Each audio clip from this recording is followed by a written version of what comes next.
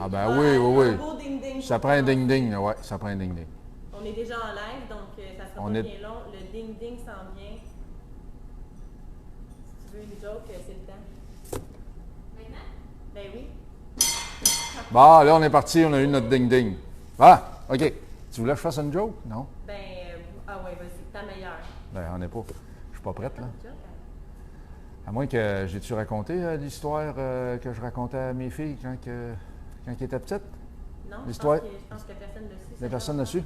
Bon, j'ai une petite histoire pour les grands-parents qui m'écoutent probablement. C'est vrai, il y a des jeunes parents aussi qui écoutent parfois. Alors, je vous propose ma fantastique histoire que mes enfants ont beaucoup appréciée, puis qui me réclamaient jamais, finalement, une fois que ça a été dit une fois, ils l'ont pas. Hein, quoi?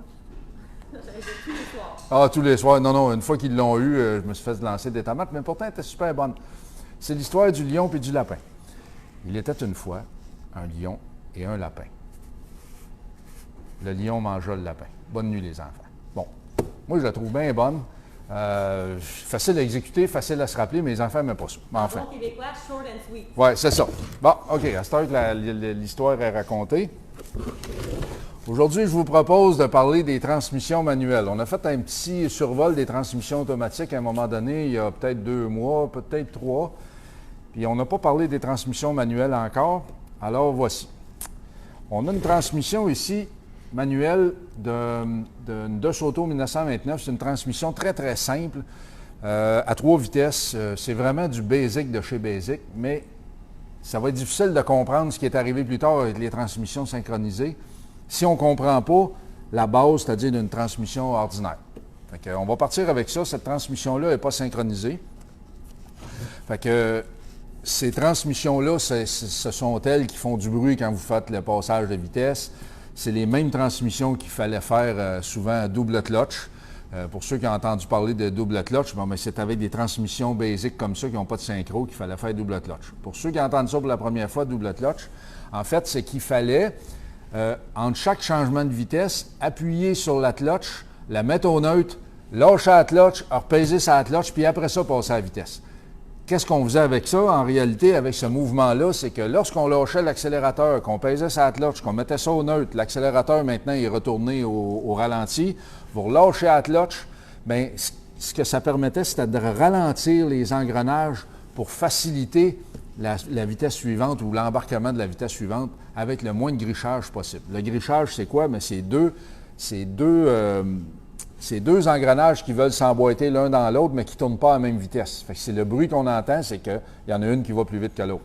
En faisant double clutch, mais ce que ça permettait, c'était relativement précis. Ça ne marchait pas nécessairement à tout coup, tout le temps très bien, mais c'était vraiment, vraiment une grande aide. C'est que quand on faisait double clutch, on ralentissait celle qui allait trop vite, puis elle se matchait presque avec celle dans laquelle elle devait s'emboîter. Ce qui faisait qu'on avait des changements de vitesse beaucoup plus doux avec ce type de transmission. Évidemment, ça a causé bien des soucis. Il y a beaucoup de gens qui... Bon, il y avait juste ça, de toute façon, des transmissions manuelles. Fait qu'il y avait beaucoup de gens qui devenaient spécialisés, surtout des camions. Et puis, il y en avait qui n'y arrivaient jamais, quoi. Ça grichait tout le temps, puis finalement, ils laissaient ça aux autres. En 1929, cette DeSoto avait quand même une transmission basic, mais Cadillac avait presque commencé, les historiens vont le savoir, eux autres, là, mais à peu près dans la même période, Cadillac travaillait pour une transmission synchronisée. Cadillac était l'avancement ou la compagnie qui était le plus en avance technologiquement parlant par rapport aux autres. Fait que c'est pas étonnant qu'à cette période-là, ce soit Cadillac qui a sorti la première transmission synchronisée. La première transmission synchronisée, on en reparlera dans un autre. Quand on en fera une, là, on fera un atelier mécanique exclusivement là-dessus. Mais la transmission synchronisée, ce que ça permettait, c'est que ça permettait d'éviter d'utiliser le double clutch. Et puis les engrenages ne grichaient plus pendant qu'on changeait les vitesses. Parce que ni plus ni moins que le synchro, c'est un frein. Le frein, ça faisait exactement la même chose que le double clutch. Ça permettait aux engrenages d'avoir la même vitesse, puis après ça, de s'emboîter silencieusement. En passant, on est-tu rendu à 800 000 auditeurs, là? 13. Ah, 13. C'est un peu plus... C'est plus modeste que 800 000, ça, hein? C'est plus modeste un peu. Là, le micro, notre nouveau micro... 14. Ah, 14, on est rendu à Le 14. micro va super bien. Pour Ouais. ceux qui ne l'auraient pas remarqué, on a un nouveau système là, avec une belle petite moumoute. André a Ah oui, la petite mammouth, là, j'ai l'impression que c'est une grosse chenille qui va me monter dans le cou, mais en tout cas... Laissez vos commentaires si le nouveau micro Ouais, convient ça, bien. exactement, si le micro, va bien. Bon, Mélissa va devoir s'approcher tantôt. On va faire des close-up tantôt, mais je vais expliquer un peu en large comme ça. Et puis après ça, quand elle se rapprochera, vous allez comprendre un peu mieux. Le trou qu'il y a ici dans cette transmission est laissé libre par le shifter que j'ai dans les mains. Il s'emboîte là-dedans. Quand on enligne tout ça ensemble, ça ferme, on met des boulons, un gasket, puis ça y est, vous avez l'ensemble transmission, levier de vitesse. Bon, évidemment, les designs puis les besoins ont changé. Dans certaines transmissions, le levier de vitesse s'est ramassé ici parce que le moteur était plus en avant ou le compartiment moteur était plus en arrière. Enfin bref, c'est toute la même poutine. Ce qu'on veut, c'est, avec ça, ce levier-là, c'est déplacer des engrenages pour aller plus vite ou pour reculer.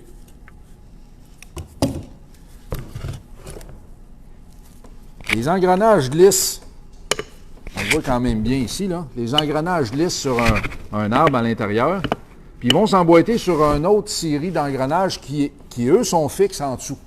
Ils ont différentes grandeurs, puis c'est ce qui fait qu'on change de vitesse puis de ratio. Ce qui nous permet de changer de vitesse, c'est notre boîtier le boîtier du levier de vitesse ici. Lui, ici, il est rattaché à l'intérieur avec, on va dire un doigt, parce que ça y ressemble vraiment à un doigt, qui bouge comme ça ou comme ça. Alors, on choisit la fourchette qu'on veut opérer. Et puis, comme ça, bien, on change l'engrenage qu'on veut. Évidemment, le dessus ou le couvercle ou le levier de vitesse est évidemment adapté avec la transmission sur laquelle il est monté. On ne pourrait pas nécessairement prendre ça, qui vient d'une DeSoto, puis par exemple le mettre dans un Chevrolet, ça ne fonctionnera pas. Tout est bien travaillé, machiné ensemble. Je vais essayer, sinon je vais utiliser l'étau, mais je vais essayer de vous montrer un peu comment ça change de... Eh bien, je vais utiliser l'étau, hein?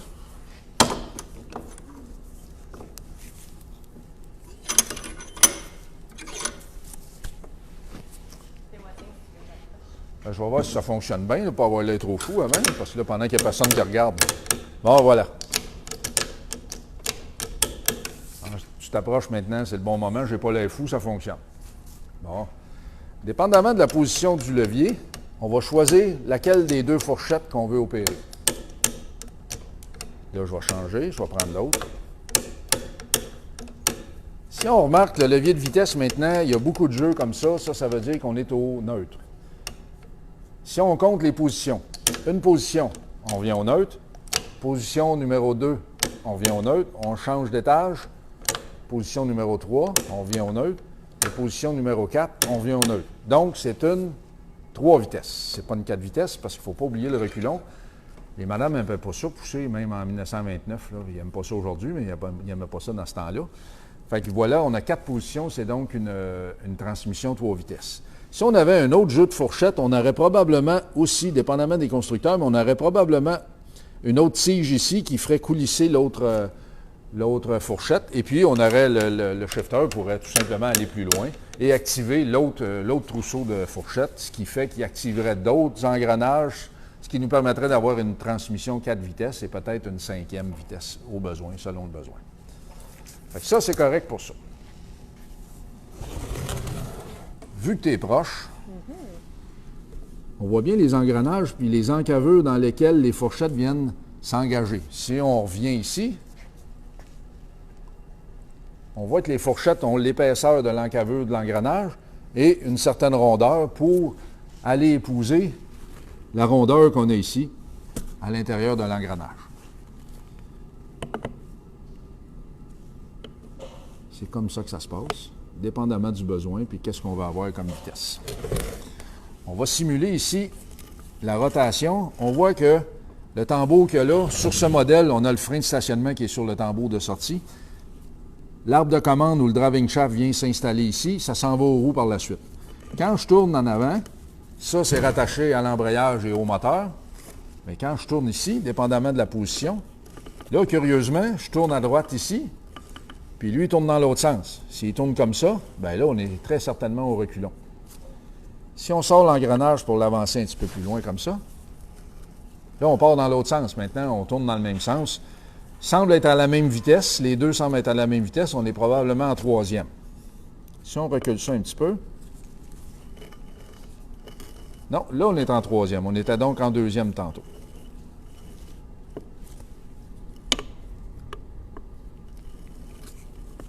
Et là, maintenant, on est une autre vitesse en plus. Fait que c'est tout simplement comme ça que ça fonctionne. Le jeu des engrenages qui se baladent comme ça sont en fonction de... Je ne suis pas sûr qu'on le voit bien. Oui, on le voit. Tu me diras si tu penses qu'on a besoin de la lumière, là, mais dans le fond, on a un arbre avec une série d'engrenages.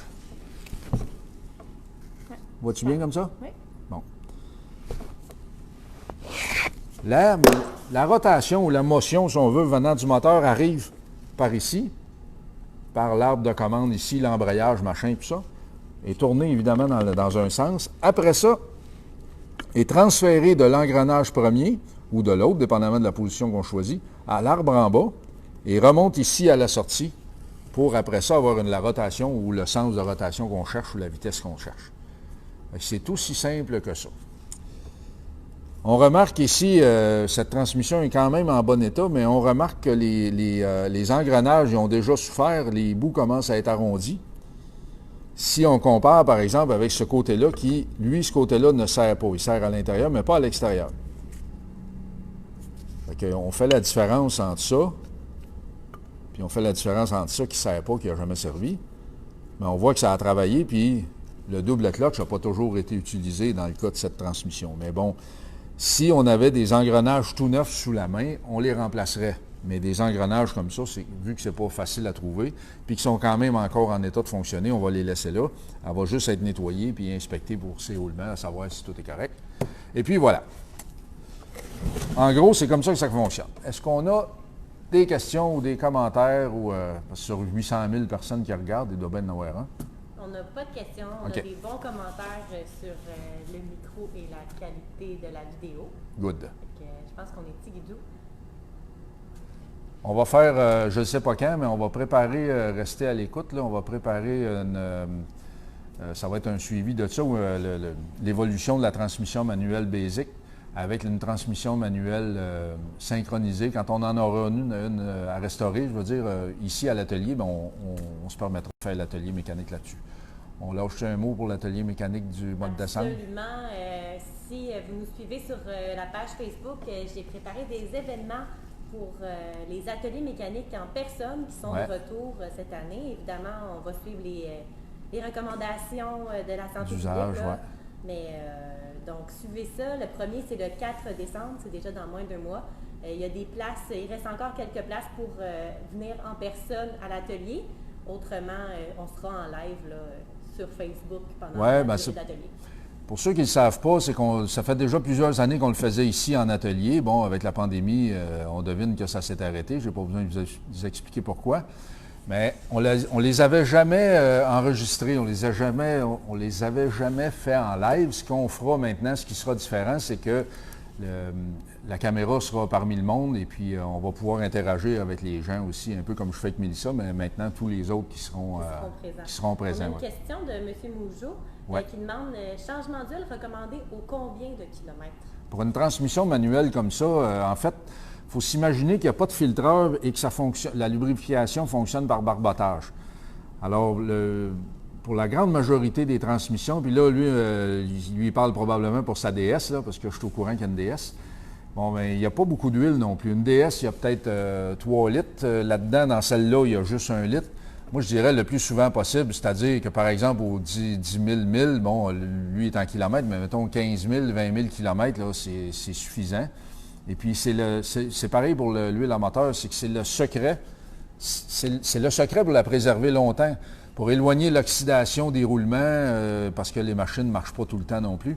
C'est d'avoir une huile propre, une huile de qualité, puis de la remplacer souvent. C'est le secret de la longévité. En fait, on se tire dans le pied en disant ça parce que les gens viendront moins au garage, mais la vérité, c'est ça. Vaut mieux la changer trop souvent que pas assez. Vaut mieux la changer trop souvent que pas assez. Tu m'enlèves les dents de la bouche. Comme on conclut ce bon vendredi. Oui, c'est ça. Bon, ben salut tout le monde, puis n'oubliez pas le 4 décembre directement live ici. Bon week-end!